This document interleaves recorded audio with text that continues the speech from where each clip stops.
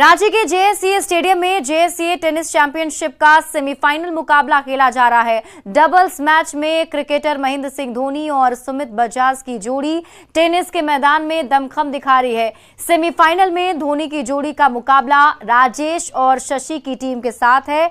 इससे पहले कल पहला मैच धोनी की टीम ने 9-0 से जीत लिया था। जेएससीए के टेनिस ग्राउंड में माही का टेनिस मुकाबला देखने के लिए एक बार फिर से प्रशंसकों की भीड़ उमड़ पड़ी है।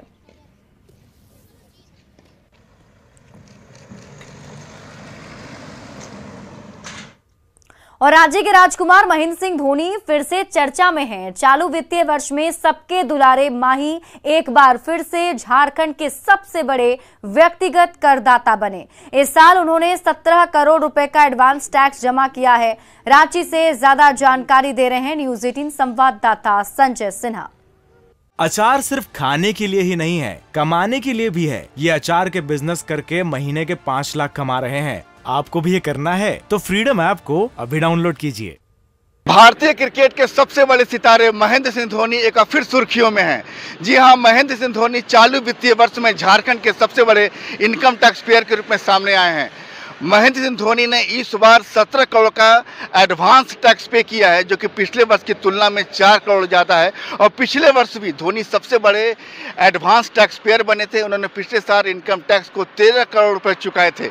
जी हाँ, धोनी दूसरों के लिए मिसाल बने हैं, खासकर जो लोग स्थानीय लोग हैं, धोनी के पड़ोसी हैं। अच्छा लगता है, प्राउड फील होता है कि वो हमारे झारखंड के हैं और वो हर साल की तरह हमेशा वो सबसे ज़्यादा टैक्स पे करते हैं। ये हम लोगों को प्राउड फील होता है और एक इंस्पिरेशन मिलता है कि हम लोगों को भी उनके जैसा करना चाहिए। अपने हिस्से का कम से कम इनकम टैक्स देना चाहिए। बिल्कुल बिल्कुल बिल्कुल, वो देना चाहिए।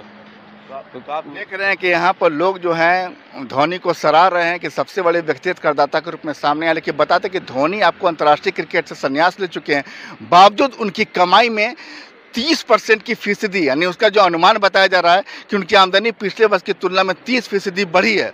जाहिर है धोनी का जो मार्केट रेट है उछाल पर है और सबसे बड़े व्यक्तिगत करदाता के रूप में धोनी एक बार फिर सामने आए हैं।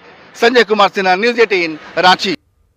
गिरिडीह में नगर थाना इलाके के कुरैशी मोहल्ले में गोली चली। 2 गुटों के विवाद में हुई फायरिंग में फिरोज नामक युवक को पेट में गोली लग गई। सदर अस्पताल में प्राथमिक उपचार के बाद उसे धनबाद रेफर कर दिया गया।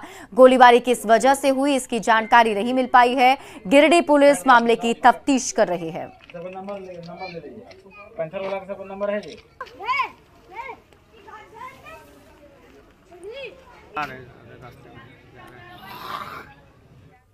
पलामू में खनन विभाग ने बड़ी कार्रवाई की और अवैध रूप से चल रहे 8 क्रशर प्लांट को सील कर दिया, जबकि 5380 सीएफटी बोल्डर, 2253 सीएफटी स्टोन और 1300 सीएफटी डस्ट जब्त किया गया है। वहीं कई लोगों के खिलाफ पांकी थाने में प्राथमिकी भी दर्ज कराई गई। जिला खनन पदाधिकारी आनंद कुमार के नेतृत्व में अवैध रूप से संचालित क्रशर को सील किया गया। इस दौरान कई क्रशर को भी तोड़ा गया। इन अवैध क्रशर का कई साल से संचालन हो रहा था और इस दौरान पांकी थाना की पुलिस भी मौजूद रही।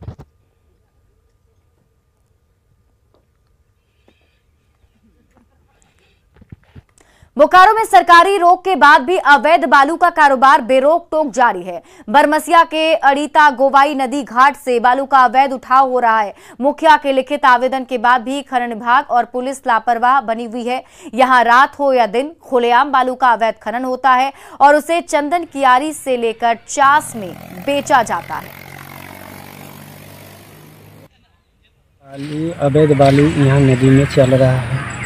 हम लोग जो किए हुए थे, आवेदन दिया हुआ था, उसमें कार्रवाई कानूनी नहीं कर रहा। क्या चीज का आवेदन दिए हैं आप? दिए हैं एसपी को, डीएसपी को, अवैध बालू। हाँ। तो लिखित शिकायत आप दिए हैं? हाँ दिए। जब फोन हम करते हैं तो बड़ा बाबू रिसीव नहीं कर रहा।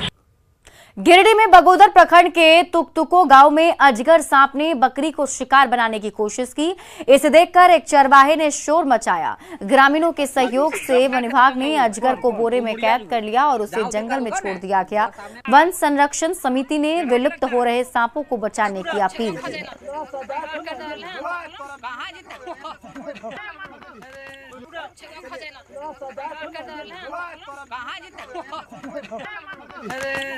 एक जो है सो रॉक पाइथन सांप निकला हुआ था, जिसको ग्रामीणों के सहयोग से जो है सो उसको रेस्क्यू कर करके जंगल में छोड़ दिया जाएगा। जिससे मुख्य रूप से पूरा संपूर्ण ग्रामीण जो है तुकतुकों के सभी वन समिति के सदस्य लोग और अध्यक्ष मिल करके अपने महत्वपूर्ण योगदान दिए और इसको सुरक्षित इसको जो है सो रेस्क्यू करके और जाके जंगल में छोड़ने का काम